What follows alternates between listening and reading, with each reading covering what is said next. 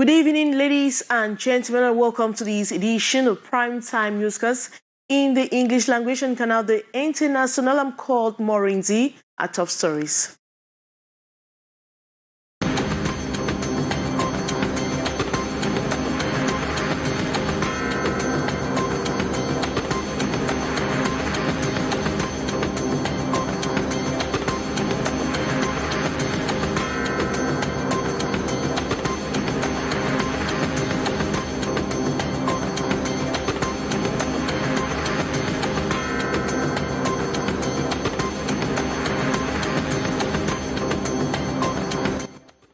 The east entrance to Cameroon's economic capital, Douala, have remained paralyzed this Wednesday following a strike action by truck drivers. The truck drivers are demanding better working conditions and a review of the collective convention. And the president of the Cameroon of Enoyo in Kumasi, Douala, and administrative authorities, traditional leaders, and different ethnic groups living in Agarwa have hilariously welcomed Prime Minister Chief Dr. Joseph Diongute on a walk.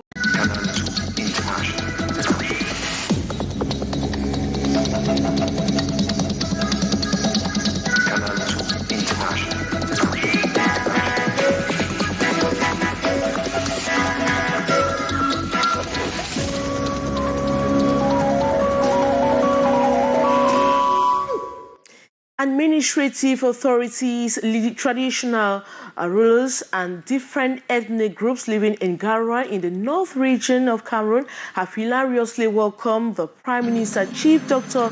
Joseph Diongute on a walking visit to the north regional capital, Garwa. He will hold talks with different officials and communities living in the north region of Cameroon. Gladys Ambo-Debang paints an ambience of his arrival today. It is the Prime Minister's first visit to the North Regional Capital, Garwa, ever since he was appointed head of government in January 2019. As such, the mobilization is great. The excitement is visible as he lands at the Garwa International Airport. It is a hilarious welcome filled with sounds and colors. We are very happy to be here today. You know, the Prime Minister, the head of government, who hails from the Njan Division, Southwest region, is coming here today for a visit. So we, the Oroko people from Njan and Meme, we are very happy, very delighted to receive him here today. So that's why you find us here in our numbers. We say we cannot miss opportunity to come and tell him welcome. Upon his arrival, the head of government held talks with some political party leaders in the north, amongst them the CPDM, the NUDP and FSNC, cultural associations of the different ethnic groups, and the Lamido of Garwa were also opportune to have exchanges with the Prime Minister. We need that sense and feeling of national integration. You can see how all the communities are represented and they are all happy because they are receiving the Prime Minister. It doesn't matter where he comes from. Living together and national integration are the main messages sent to the Prime Minister, head of government. And the east entrance to Cameroon's economic city, Douala, have remained paralyzed this Wednesday following a strike action by truck drivers demanding a better working conditions and a review of the collective convention. They have equally frowned at the numerous control posts along the Douala-Bangui-Jamina corridor, giving a leeway for security officers to extort huge sums of money from them. The details in the following story.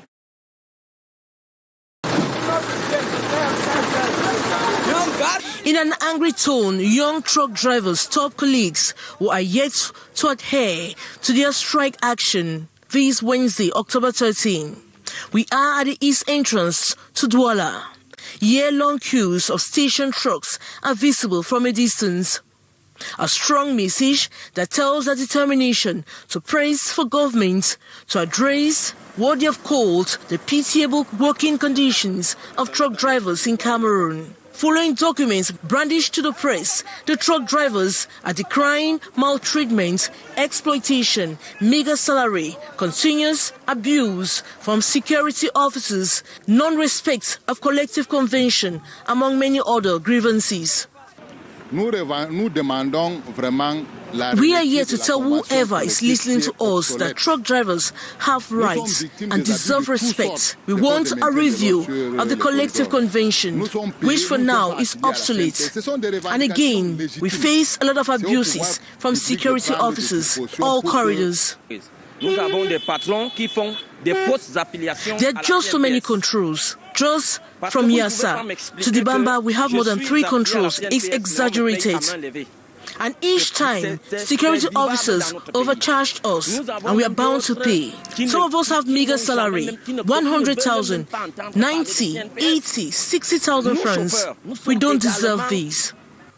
The truck drivers say they have written to the Ministry of Labour and Social Security in vain.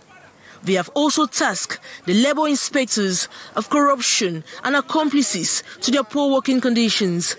They describe security officers as a thorn to their flesh. They claim for them to stop the strike action, which might last for over a month or a year.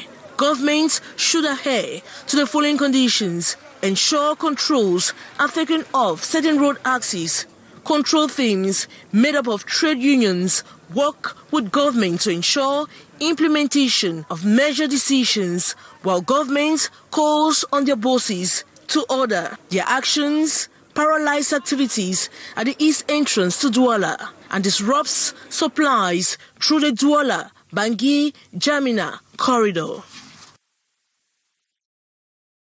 And the president of the Cameroon Foundation of Consumers, Fokako, has been arrested in Douala following a protest in front of the technical services of NEO in Kumasi, Douala. The president and his team were out on the streets of Douala to denounce constant electricity cuts across Cameroon. As we hear the following story with Saleh Sherifa. It is with the help of this energy generator that this restoration has been operating in Douala this morning before an electrical power cut. Power cuts and excess cuts are immediately condemned by the Cameroonian Consumers Foundation. Early this morning, it initiated a walk of demands from the Kayoeli crossroads to the technical center of the company in charge of electric energy in Cameroon. On the signs, the Cameroonian Consumer Foundation denounces the abandonment of several villages and towns in the dark, criticized the prepaid meter and calls for the nationalization of the said company. They no longer have a sense of public service, which is why we are asking our leaders to nationalize this company, that it becomes 100% so that the public service can be the one we expect from the company. Following these events, we contacted the company in charge of the electric energy in Cameroon. Her communications department says she was not approached by the complainant and therefore does not have to comment on this matter. And when we put this report to press, the president of the Cameroonian Consumer Foundation, Alphonse Abena Ayusi, initiator of the event, was still retained at the Jemi Bonanjo post in Douala. 2 individuals in their early 20s are in Awaloin Police custody at the General Delegation of National Security for crime of impersonation, forgery, and money extortion from Cameroonians. They are also accused of faking the passport website and Facebook accounts of the Delegate General for National Security, deceiving Cameroonians to be in charge of resolving their ID card and passport issues. As we hear the following story with Haisen Cha. These are the 2 young boys said to have been pirating themselves on the social media as workers at the National Centers for the Production of Identity Cards and Passports, duplicating the passport website and the Facebook account of the General Delegation for National Security to extort money from Cameroonians seeking to have the identification documents. The scammer use this opportunity to write off the citizen by communicate the fake phone number. Suspicion started rising when many noticed the change of appellation of the website, Direction General instead of the General Delegation for National Security, and the 3S in pass instead of the 2 in the official website. Alerted of the fictitious activities, the General Delegate for National Security ordered a launch for the search of the culprits. We started our investigation by localizing the number. After that, we arrested the two suspects. At the moment of their arrest, the two suspects, Eugene and Jordan, had collected over 1,400,000 francs from their victims. The supposed scammers will be presented to the State's Council for the judicial process. Some alleged robbers said to be creating havoc in the Yaoundé 7 municipality or subdivision have been apprehended by elements of the National Gendarmerie. They are accused of stealing some heavy equipment and also battering the victims. As we hear the following story with our student journalist in Yaoundé. These two individuals, aged 27 and 46, are the supposed criminals who broke into a man's house on October 4th at Menkwameyo's neighborhood, assaulting the house owner and the family while performing their robbery activities. Among the valuable items carried away by the presumed thieves, phone, watches, and some money, a night of very sad memories for the victim. Because I've been traumatized. It was the first time for my life to have this kind of situation since I've been born.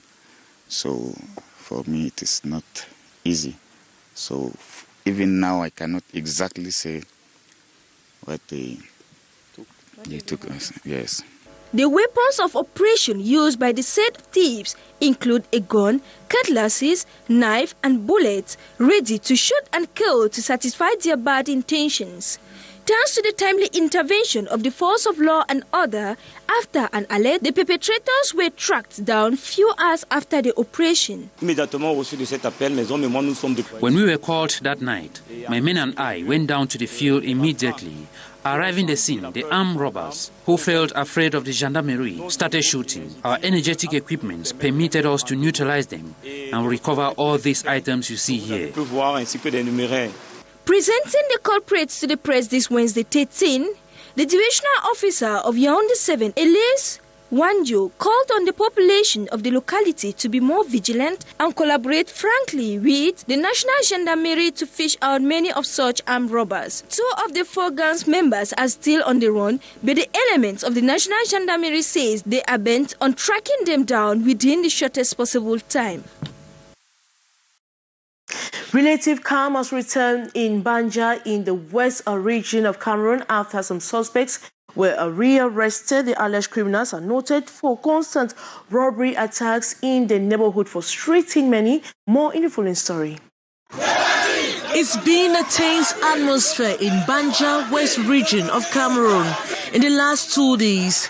Inhabitants have taken to the streets to protest what they have described as growing insecurity to make their voices heard. They blocked the main highway, affecting movements on the Douala-Bafoussam stretch. According to the population, their outing is to blow an alarm on constant robbery attacks during the day and at night. They also frowned at the release of some criminals earlier identified as prime suspects behind the so many robbery attacks in their area. Many questions why bandits are detained and later released without proper investigations and with no severe measures nor sanctions to get them off the streets. We are out to decry growing insecurity in our neighborhoods. I can't imagine a bandit is detained and the next minute he's out. As tension kept mounting, the SO for Upper Camp Division had no other option but to calm flary tempers. He beckons on all to have confidence on the justice system. If we lay hands on the bandits, we detain them for good. A manhunt led to the arrest of some criminals. These gave way to a systematic search of their houses. Hard drugs such as cannabis and other stolen items were quickly identified by the population. Meantime, security officers have sent a warning signal to other criminals wherever they may be. Some 80 new young medical doctors have graduated from the Higher Institute of Medical Training in the nation's political capital, Yaoundé. Experts say the new doctors will somehow help to bridge the gap between a doctor-patient ratio. Beatrice Gamo completes that story. The ratio of doctor to patients in Cameroon is very low, and the training of more medical doctors like those who have graduated today is to fill in these gaps. If the government actually decided to train more doctors, is to be able to improve, promote and maintain the health and safety of the Cameroon population, which is actually the goal of the Cameroon Medical Council. Whether from private or public training schools, standard cuts across. No switch permits to guarantee the quality of the product. After 7 years of training, they are now very ready to render our services, medical services, to the population of Cameroon and the world at large. But ironically, integration into the public service, employment is a big issue. Though unfortunately, we have a problem of employment of doctors these days. This has been the cries of their predecessors for some years now also. The Cameroon Medical Council actually helps the government to be able to protect the health and safety of the Cameroon population through validating the training of doctors and actually identifying those that we can be able to call medical doctors. Specialization, another big opportunity to keep these young doctors, many of whom, it is no secret, often seek greener pastures abroad. And that report by Beatrice Ngamo brings us the end of this edition of Newscast in the English language on Canal International. Thanks so much for watching. But don't go away, for we'll have news in the French language at exactly this 9:50 with Aimé Kati Mukori. Coming up next is The Brief with Buban Gomna. As for me, I'll be back tomorrow for another edition. Good night.